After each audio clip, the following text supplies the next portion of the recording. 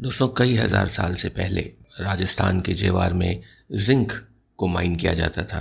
कोहिनूर की खोज भारत में लंबे समय पहले ही हो गई थी और वो भी हमारे माइंस में से ही मिला था। हमारे पूर्वज इस बात को अच्छे से समझते थे कि माइंस रेवेन्यू का एक बहुत इंपॉर्टेंट सोर्स है।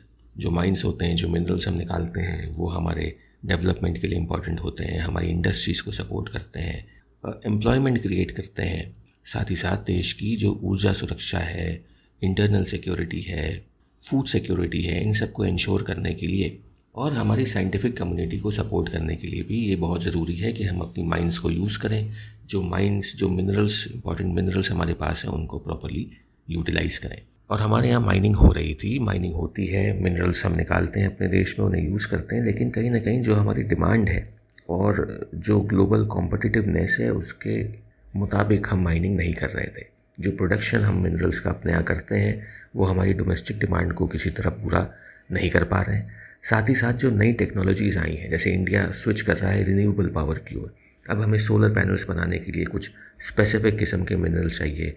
ईवी हैं, बैटरीज बनाने के लिए हमें स्पेसिफिक तरह के मिनरल्स चाहिए।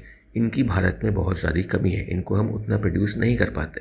और बहुत सारे क्रिटिकल मिनरल्स एंड मेटल्स जो कि डिफेंस इंडस्ट्री में यूज़ होते हैं, एरोस्पेस इंडस्ट्री में यूज़ होते हैं, फूड सिक्योरिटी के लिए यूज़ होते हैं, फर्टिलाइजर्स बनाने के लिए यूज़ होते हैं, बैटरीज बनाने के लिए यूज़ होते हैं, रिन्यूएबल एनर्जी वाले जो इक्विपमेंट्स होते हैं उनको बनाने के लिए यूज़ होते हैं। बहुत से ऐसे मिनरल्स हैं वो हम प्रोड्यूस नहीं कर पा रहे। जो हमारी रिक्वायरमेंट है उसके आसपास भी नहीं है हमारा प्रोडक्शन, और इसलिए हम बड़ी पैमाने पे बाहर के देशों पे डिपेंड करते हैं। इंपोर्ट करना पड़ता है हमें ये सब।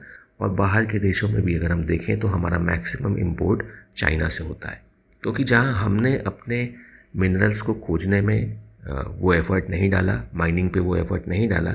चाइना ना सिर्फ अपने देश के अंदर इन मिनरल्स को एक्सटेंसिवली माइन कर रहा है, बल्कि चाइनीज़ कंपनीज पूरी दुनिया में घूम घूम के अलग अलग देशों में पैसे इन्वेस्ट कर रही हैं, ये माइंस एक्वायर कर रही हैं, माइनिंग प्रोजेक्ट्स लॉन्च कर रही हैं।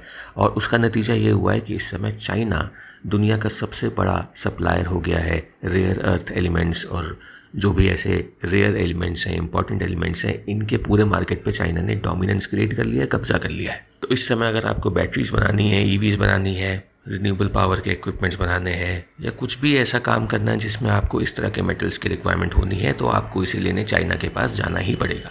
इतना ज़्यादा डिपेंडेंस चाइना ने क्रिएट कर दिया है इन मेटल्स के बारे में।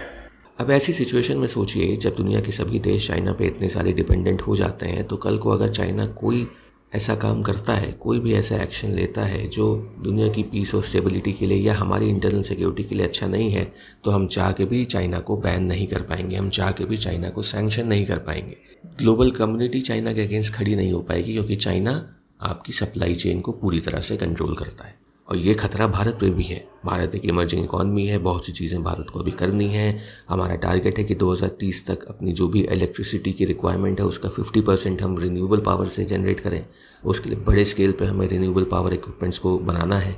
ईवी इलेक्ट्रिकल व्हीकल्स को हम पुश कर रहे हैं। बड़े स्केल पे हमें बैटरीज बनानी है। बहुत बड़े स्केल पे हमें बहुत सारे काम करने हैं, और इसके लिए बहुत ज़रूरी है कि भारत को जो ये क्रिटिकल एलिमेंट्स हैं, मिनरल्स हैं, इनके सप्लाईज ना रुकें। और हमारी इसी रिक्वायरमेंट और डिपेंडेंस को देखते हुए, चाइना पे हमारी डिपेंडेंस को कम करने के लिए फाइनली इंडियन गवर्नमेंट ने नेशनल क्रिटिकल मिनरल्स मिशन नाम के प्रोजेक्ट को लॉन्च किया है। 16,300 करोड़ का इसका बजट है, और इसके तहत इंडिया एक्सटेंसिवली अपने पूरे देश में हम अलग अलग स्पॉट्स को देखेंगे जहाँ पे माइनिंग की जा सकती है, जहाँ पे मिनरल्स हो सकते हैं, और हम वहाँ पे माइनिंग करेंगे।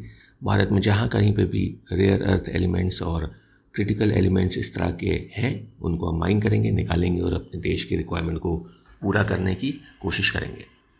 इस मिशन को स्टार्ट करने की घोषणा तो 2024-25 के जो जनरल बजट था उसमें कर दी गई थी, और इसका पर्पज़ यही था, डोमेस्टिक प्रोडक्शन को तेज़ करना, जो फॉरेन से जो हम महत्वपूर्ण मिनरल्स जो इंपोर्ट करते हैं उसको रिप्लेस करना। यही नहीं, दुनिया के दूसरे देशों में जाके महत्वपूर्ण खनिज परिसंपत्तियों का अधिग्रहण करना और टेक्नोलॉजी डेवलपमेंट करना, ताकि हम प्रॉपर एंड ऑप्टिमल यूटिलाइजेशन अपने मिनरल रिसोर्सेज का कर पाएँ।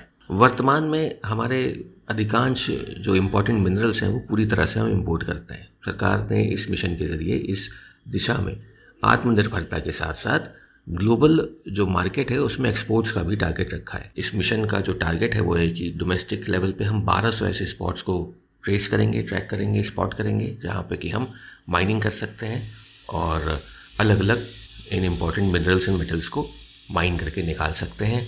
बहुत सारे पेटेंट्स करेंगे, 1000 पेटेंट्स क्रिएट करना, ये भी इस मिशन का टारगेट है। रिसर्च एंड डेवलपमेंट प्रोजेक्ट्स जो हमारे चल रहे हैं उसको सपोर्ट करना टारगेट है, ताकि हम बेटर टेक्नोलॉजी ला पाएँ, बेटर तरीके से माइन कर पाएँ, और जो मिनरल्स हम माइन कर रहे हैं उनको उनका बेहतर से बेहतर उपयोग कर पाएँ।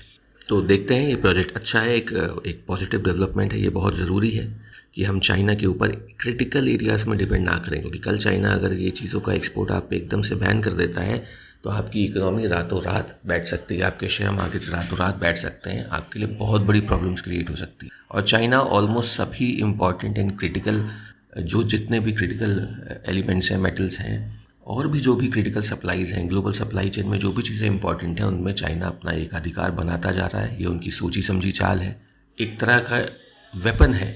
वो कल को अपने इसी ग्लोबल डोमिनेंस को वेपनाइज कर सकते हैं, एक इकोनॉमिक वॉरफेयर स्टार्ट कर सकते हैं, और इसका खामियाजा किसी भी देश के लिए भुगतना बहुत ही मुश्किल होगा, बहुत ही महंगा पड़ेगा। और इसलिए ज़रूरी है कि हम पहले से दूरदर्शिता दिखाएं और पहले से चाइना के इस इकोनॉमिक वेपन का सामना करने के लिए तैयार हो जाएं, आत्मनिर्भर पूरी तरह से बन जाएं, ताकि चाइना पे हमारी इतनी निर्भरता ही ना हो कि चाइना हमारे खिलाफ कोई ऐसा कदम उठा पाए।